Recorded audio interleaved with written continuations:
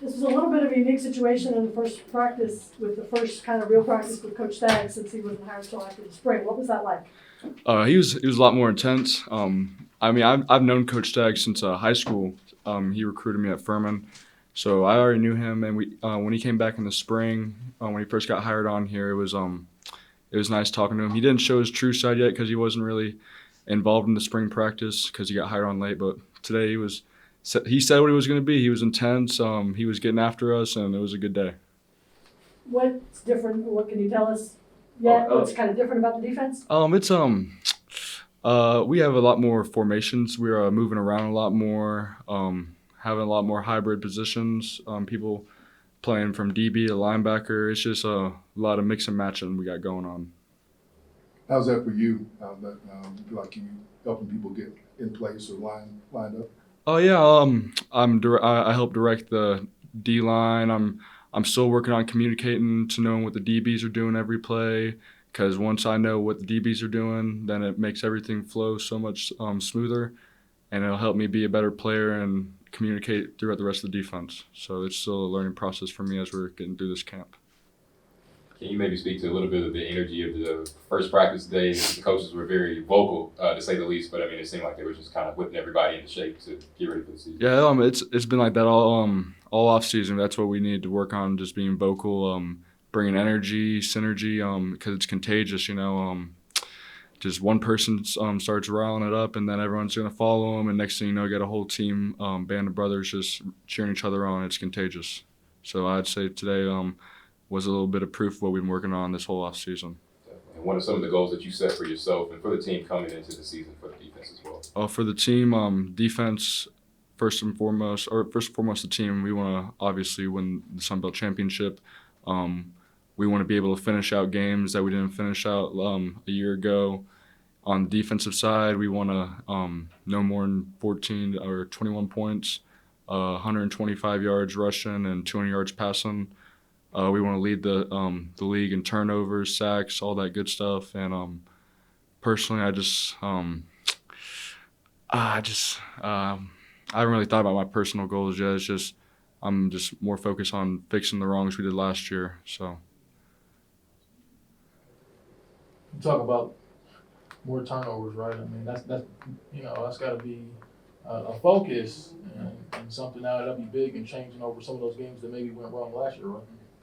Yeah, I can't recall where we were in turnovers a year ago. I think we were up in the upper majority compared to the other Sun Belt schools. I just figured it was a second half thing that we lost those games, just not being able to finish it out. Because out of 8 of the games we lost, we were winning in the second half 7 of them.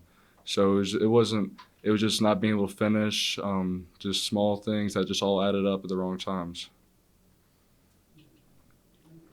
Talk about what the off season was like for you and what kind of gains you made physically and so forth in the off season program. Physically, Coach Mike came in.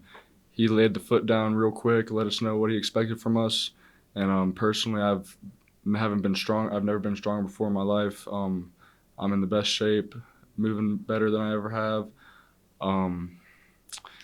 That goes for the rest of the team. I've seen everyone change their body physically and mentally, doing more than what they thought they could do, and it's just reaching a whole new level than we thought we could reach before. Coach talked about hitting the reset button in the season. So what did that look like for you? And when I guess you're one of the senior leaders, what went through your head when you proposed what you're going to do? Hitting the reset button, yeah, it was just can't do that again.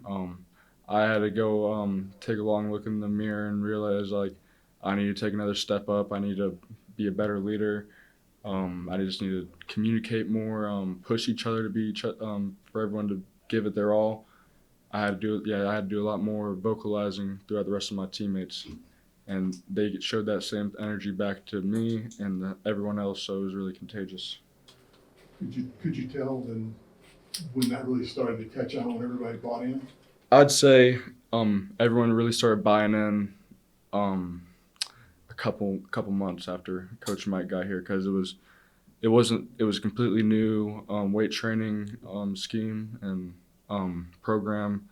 No one was used to it because most of us have had the same strength staff since we've been here. So everyone knows change is hard, and so we had change. We had to get used to it, adapt, and accept that what the new standard was, and it ultimately made us better. Yeah, I know it's still a month away from the first game, but how important is it to come out and kind of set a tone or make a statement in that first? It's very important. First game of the season. You've been working hard all off season the last 8 months. You guys show what you've been working for. So it's really important we go out and do what we know we can do, and we can showcase that and just keep the ball rolling from there. So that's really important. Anything else for Jordan? You mentioned how you guys led in the second half majority of the games that you lost last year. Are there any specific games circled on the calendar this year for you? Specific games, just I would say I wouldn't say any specific games. Just every game is just as important right now, especially the conference games. So if you had to circle some, the conference games, but every game is equally as important because I hate losing, so I don't want to lose any game. So every game is equally important. But obviously the Georgia Southern game circled on there too. Yeah.